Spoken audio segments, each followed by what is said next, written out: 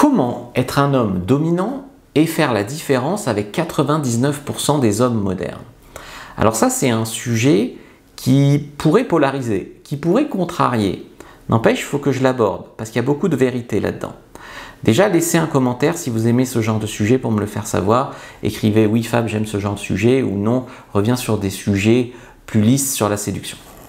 Alors, la première chose déjà qui va vous différencier de la plupart des hommes, c'est d'avoir une activité physique régulière et de manger correctement. Ça ne veut pas dire avoir forcément les abdos, le ventre plat, faire de la muscu, etc. C'est juste que sans la santé, on ne fait rien. Sans la santé, même on ne bande pas. Donc tu vois, sans la santé, on n'a pas de libido, on n'a pas envie. Donc la base de la base, c'est la santé. En plus, dès que tu fais un sport, de la natation, ça détend, sport de combat, ça donne confiance en soi, etc. Dès que tu commences à pratiquer un sport, tu te redresses, ta cage thoracique s'ouvre, tu commences à avoir, tu n'as pas besoin d'être hyper musclé, mais tu commences à avoir un peu des pecs ou un peu des biceps, et ça change un peu les choses avec les femmes. Donc je te dis pas de faire des milliers d'heures de sport par semaine. Si tu sais pas quoi faire, tu as des applis comme 7 Minute Workout ou quoi qui peuvent donner déjà un début de quelque chose. Donc pratiquer du sport, en plus ça plaît vachement aux femmes, mais même pour toi ça te fera beaucoup de bien. Deuxième chose, éteindre sa télé. La télé, ça lave tellement le cerveau. Je sais qu'il y a de moins en moins de personnes qui regardent la télé. La télé, c'est entre propagande et politiquement correct, on n'apprend plus rien à la télé, tu vois. Donc aujourd'hui, la vérité, elle circule sur les réseaux. Donc ce que je te dirais, c'est pas non plus de regarder que des réseaux. Si tu arrives à regarder la télé et puis les réseaux, puis faire la part des choses, tant mieux. Mais ce que je veux dire ici, c'est que ce qui fera la différence avec 80% des mecs déconstruits, etc., enfin complètement niais, c'est que tu sauras penser par toi-même. Et ça, c'est une qualité assez rare. Je te dis pas de penser comme moi, je te dis juste de ne pas écouter juste ce que crient tous les médias qui appartiennent finalement aux mêmes personnes, tous. Donc en fait, c'est pas parce qu'ils disent tous la même chose que c'est vrai. Et donc en fait, apprendre à penser par soi-même, ça c'est très important. Par exemple, tu vois, l'autre fois, j'ai fait une vidéo avec Olivia sur la chaîne Le Grivois. C'était « Qu'est-ce que les femmes pensent des plans cul ?» Et Olivia, elle commence à dire que oui, elle aime bien, qu'il faut bien s'amuser quand on est une femme, etc. Puis il y a un commentaire qui pop comme ça, c'est nous, en tant qu'hommes conscients, nous sommes dérangés par l'image des femmes que vous véhiculez, Olivia. C'est quoi ça, homme conscient? C'est quoi ça? Femme a le droit d'aimer les plans cul, qui tu es, quoi, tu vois? Donc ça, par exemple, c'est homme déconstruit, le cerveau lavé, par exemple. Donc ça, par exemple, le mec, il pensait vraiment marquer des points avec Olivia en disant ça. Non, c'est comme tous ces mecs qui disent « Non, moi je pense pas au sexe, hein. Tu sais, moi je suis un mec bien. Fabrice Julien, non, c'est un connard, moi je suis un mec bien. Au fait, on peut baiser. » Tu vois, c'est pareil. C'est pareil. Donc voilà, arrêtez tout ça. Essayez de faire la part des choses. Donc ni trop red pill, mais ni complètement déconstruit. Se renseigner, donc penser par soi-même. Si tout le monde pense la même chose, ça ne veut pas dire qu'ils ont raison. Honnêtement, il y a tellement eu d'histoires, de mensonges d'État à travers l'histoire, que en fait aujourd'hui, c'est pas parce que les médias disent tous la même chose, c'est pas parce que les politiques disent tous la même chose, c'est pas parce que les influenceurs racontent la même chose qu'ils ont raison. Donc ça, c'était le premier axe. Deuxième axe, c'est devenir ce qu'on appelle un leader. Alors un leader, on peut être un mâle alpha, ce qu'on appelle communément un mâle alpha, on peut être un sigma. Il y a plusieurs formes de leader, mais c'est bien d'être un leader. Être un leader, c'est quoi? C'est avoir de l'autorité dans un domaine, ou de l'expertise, ou de l'expérience. Tu peux être un leader dans un domaine et pas dans un autre. Tu peux être le capitaine de ton club de foot et puis être un sous-fifre au travail, mais tu peux être aussi quelqu'un qui dirige au travail et puis être plus suiveur dans autre chose. Ce que je veux dire, c'est que tu n'as pas besoin d'être... On a souvent cette image qu'il faut être le mec à la grosse BITE dans tous les domaines qui écrase tout le monde. Non, c'est pas ça le mâle alpha. Tu dois juste avoir des caractéristiques alpha dans un ou plusieurs domaines et ça te rendra déjà plus séduisant. Donc pour ça, je t'ai fait une fiche, les 10 caractéristiques du mâle alpha. Donc c'est un peu galvaudé le mot, mais c'est les 10 caractéristiques qui rendent un homme séduisant.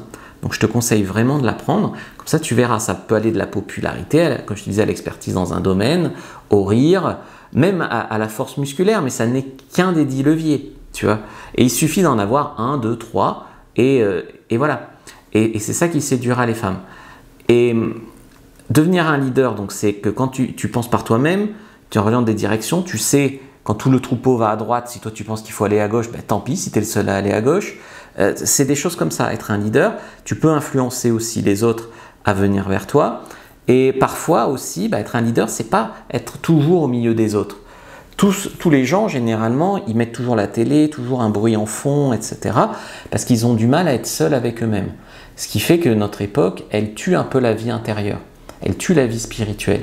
Donc si tu arrives à être seul parfois, avoir un peu de clarté, travailler ta vie intérieure, en fait, ça sera quelque chose de très positif qui te rendra beaucoup plus puissant. Aussi, être actif pour avoir ce que vous voulez. Ça ne veut pas dire forcément toujours sortir draguer des femmes. Mais ça veut dire, là je travaille sur ma spiritualité, là je travaille sur mon développement personnel, là je travaille sur mon business en ligne, là je vais draguer effectivement, là je fais mon profil en ligne. Donc je te disais, avoir une vie spirituelle, avoir une vie intérieure, ok, mais avoir aussi un peu d'ambition dans la vie matérielle. Donc tu vois, essayer d'avoir un peu plus d'argent, essayer de faire un peu preuve d'ambition, de se donner les moyens de réussir, de sortir des sentiers battus, d'explorer des choses. Utilisez votre personnalité pour trouver votre charisme. Ça, c'est un point très important parce que beaucoup de mecs pensent que le charisme, c'est juste Brad Pitt dans Fight Club, quoi. Et qu'il n'y a qu'un charisme, c'est le mec un peu comme ça. Non, il y a plusieurs types de charisme. Donc, ce qu'il faut vraiment éviter de faire, et je pense qu'il y a beaucoup trop de mecs qui le font, c'est imiter les faux alphas d'Internet. Tu sais, les mecs red pill, généralement des grands blacks assez imposants, qui ont une grande gueule, en tout cas sur Internet. Moi, les femmes ne le font pas, moi, les femmes. Voilà, mais c'est... Voilà. D'ailleurs, si ça se trouve, tu les vois, il y en a beaucoup, c'est comme ça, ils font les tigres sur Internet, c'est des petits chatons en vrai face aux femmes. Donc, voilà, trouve ton charisme. Tu vois, trouve ton charisme. Pour ça, j'ai un guide sur fabricejuliensecret.com, c'est le guide du charisme. En fait, il y a plusieurs types de charisme, je veux dire. Même François Hollande, on pourrait dire qu'il a du charisme, il a quand même été élu président. Il a quand même incité plus de la moitié des Français à voter pour lui. Donc, il y a plusieurs types de charisme. Bien sûr, alors François Hollande n'est pas une référence, mais n'empêche qu'il a une jolie femme, il a quand même réussi à être élu président, enfin voilà. Ensuite, concernant la vie spirituelle, c'est pas une femme qui vous aidera à trouver le sens de votre vie. Il faut déjà que vous ayez une vie assez bien, une vie assez remplie. Et la femme sera finalement la cerise sur le gâteau. Le truc, c'est que souvent, les hommes n'ont pas de direction, n'ont pas de solidité. Donc quand une femme arrive, elle leur dit « Ah non, gna gna gna, pas comme ci, pas comme ça », et elle les aspire dans un monde qui ne leur convient pas.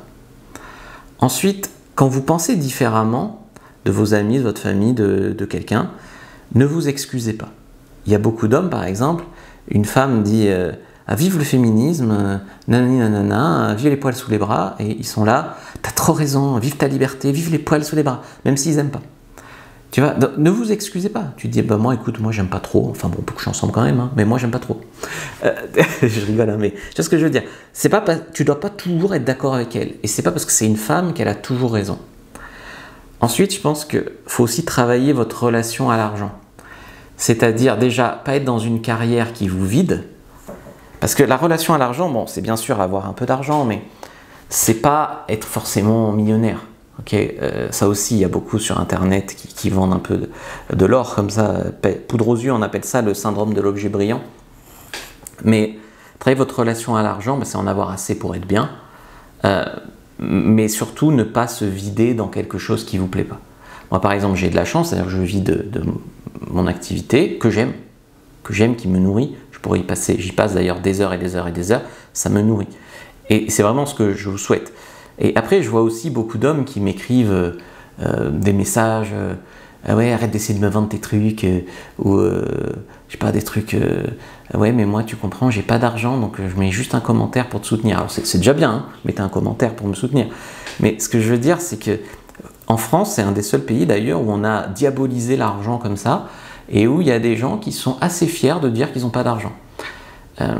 Si t'as pas d'argent, c'est pas que les femmes sont trop vénales, et voilà, c'est un problème à résoudre avec toi-même, te trouver ce qui te fait vibrer, ton métier, ta carrière, ton machin. Pas juste se victimiser là-dedans, pour te donner les moyens vraiment de réussir. Après, c'est clair, j'avais un pote qui disait, ça sert à quoi de réussir sa vie si on n'a pas une jolie copine? Ça, c'est vrai aussi. Si tu as de l'argent et que tu es nul avec les femmes, justement, tu as les moyens de progresser. Après, honnêtement, un truc aussi qui vous rend faible beaucoup, c'est de penser que vous avez besoin de quelqu'un ou de quelque chose à fond. Alors, moi, je pense qu'on a besoin de ses enfants pour vivre, pour être heureux. En tout cas, on a besoin de certaines personnes, ça c'est clair. Mais quand tu connais une femme depuis 3 mois et que tu penses que tu as besoin d'elle pour vivre, mais tu lui donnes un pouvoir sur toi qui est démesuré et qui est faux en plus. Mais c'est pareil pour beaucoup de choses. Il me faut le dernier iPhone à la mode, il me faut, je sais pas, les cigarettes, il me faut... Dès qu'on donne du pouvoir sur soi comme ça à quelque chose, c'est mauvais. Je dis pas que c'est mauvais d'avoir un bon téléphone, moi je suis pas comme ça, mais je m'en fiche, ça c'est bien. Mais ce que je dis, c'est que dès que tu es dépendant comme ça à des choses relativement superficielles ou à des personnes que tu connais à peine, ben, ça s'appelle la dépendance affective, en tout cas pour les personnes, et ça prouve qu'il y a quelque chose qui tourne par rond plus en profondeur. Ensuite, il faut arrêter quand même de s'excuser pour qui on est. Je pense que les hommes, on sort de 10 ans, peut-être même 15 ans de culpabilisation, où on est toujours coupable de tout. On a un héritage génétique et psychologique qui vient de nos parents, qui vient de la société aussi, bien sûr. Alors, il y a des trucs positifs quand tes parents étaient brillants, quand ton père a été brillant. Il y a des trucs négatifs quand tes parents ont eu des manques. Parfois, on veut prendre le contre-pied. Parfois, on se demande si on sera à leur hauteur. Le truc, c'est de se connaître et de s'accepter. Et ne pas tomber donc, dans les mêmes patterns qu'eux, si tu veux. Je sais pas, si ton père était volage, être volage. Ou si ton père était volage, être trop gentil et te faire bouffer par les femmes qui seront volages contre toi. Enfin, voilà. Donc il y a des schémas comme ça souvent qui se dessinent, ça c'est ce qu'on voit beaucoup en coaching, en développement personnel. En fait, la femme ne va pas aimer votre côté trop gentil, trop soumis, trop sensible, trop romantique. Ce qu'elle va aimer un temps à travers ça, c'est elle-même. Elle va aimer ça à travers vous. Mais la seule chose qu'elle va vous respecter, c'est votre force. Et votre force, c'est le fait, je ne dis pas de ne pas faire d'efforts, je ne dis pas d'être un connard, mais d'assumer qui vous êtes. Oui, tu es un homme, oui, tu as envie de coucher avec elle, ça ne l'intéresse pas, ciao, si ça l'intéresse, tant mieux.